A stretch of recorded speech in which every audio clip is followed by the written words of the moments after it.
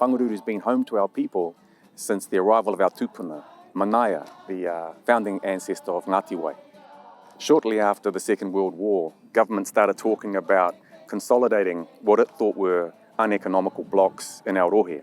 And even though they only had 24 of the then 484 owners agree to the idea, the project went ahead anyway and was developed into a Māori land scheme in 1952. So eventually, in the 1980s, the government decided it's going to return the whenua to the people, which led to the establishment of the Whangaroa Ngaiotonga Trust in 1988. However, the whenua came back with a big debt, and that put the trust in a difficult financial position, leaving it with little choice other than to lease the land back out again. Over time, what happened was the trust became increasingly concerned about the well-being of the whenua, the way it was being cared for, the way it was being managed, and that led to an ongoing dispute, which was eventually resolved with the trust coming back onto the whenua nearly 70 years after it was first alienated in 2020. And my vision for the whenua is probably succession. I'd like to make sure we've got some young ones coming through. Our kamatu and kuia, they always guide us. Our young, though, now what we're allowing them to do is have that voice, because they are very educated now. The farm is 360 effective hectares and it's rolling hill country. The whole block is 1,100 hectares, so the farm only takes up about 1/3 of the entire block. We have about 300 hectares of pine forest and about 400 hectares of native bush. And there's about 140 hectares of retired areas. That includes high erosion areas and wetlands. We're a bull fattening and finishing operation. Ai, ko tētahi o ngā whainga matua o ngā tarahiti o Whangaroa Ngaiotonga, ko te tūhono o te tangata ki te whenua. Our young people return home and they share their stories and their visions for the future, and I can only see a prosperous, well, people and whenua now and into the future for Whangaroa Ngaiotonga. My father built a home for my mum on the farm at Whangaroa. Today the house still exists on a cousin's whenua in Tuparehuia called Pāwhaua. My dad built this place, the wharenui and everything. It was for the soldiers, the returned service people of the area.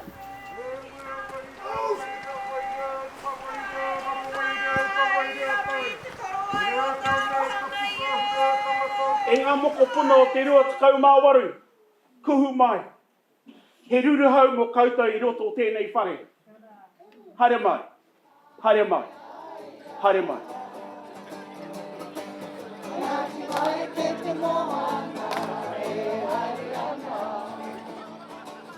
One of those sort of pinch yourself moments in time. It's kind of hard to believe we are here, eh, Ruhana? Because if you went back in a time machine, and you went back not even 5 years, we didn't even have a farm. None of the trustees had run a farm. But what we had was the guidance, the wisdom, the support of our people. In 2014, the trust sat down and had a strategy day. And we came down to the basic thing, which was strong and successful, land and people together. This is what we came home to. We had significant gorse, tobacco, weed, you name it, issues. The infrastructure needed a lot of investment. And as Matua said, we didn't just get our $1 million herd, we got it 2 years early in 2023. Now, we're growing at about 15% a year. And so we looked at the numbers and through the smart use of debt funding, secured against the stock, not against our whenua. We took the bold step of tripling our overdraft and buying a bigger intake of carbs that year, so that we were able to grow not by 15%, we got ourselves 5 years ahead. We grew by 60% in 2023, 2024.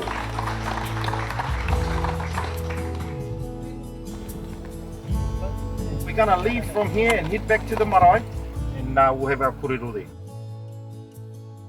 So we summer about 1,000 bulls on the farm here, and we peak in October at about 1,500. Well, all those red lines on there is all the environmental fencing we've done in the past 4 years. It's humbling to be in the whare because we don't back ourselves as Māori. We don't put our names up, we don't nominate ourselves and enter competitions. And even for this one, we were hesitant. Are we ready? Are we good enough? You know, so this is a karanga to all of us. If you do whakahaere whenua, if you are a whenua tōpū or an ahu whenua trust and incorporation, tono mai. You can only learn through the judging process. And we just finished the Balanced Northland Farming Awards and we won 2 awards. Pretty cool, yeah.